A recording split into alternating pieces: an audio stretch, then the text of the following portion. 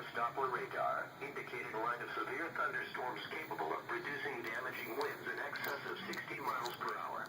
These storms were located along a line extending from 11 miles north of St. Andrews to Red Bank to 15 miles southwest of Red Bank, or along a line extending from 10 miles northeast of Vermont Red Bank to 15 miles southeast of Batesburg, and moving southeast at 15 miles per hour.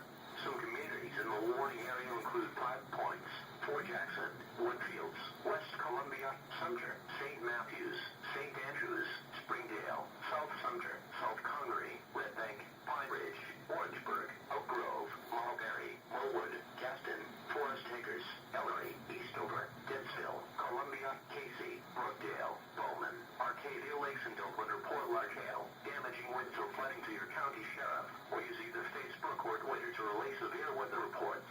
A severe thunderstorm watch remains in effect until 2 a.m. Eastern Daylight Time Tuesday morning. I had a little bit of trouble getting him on the bus the first time. He was worried about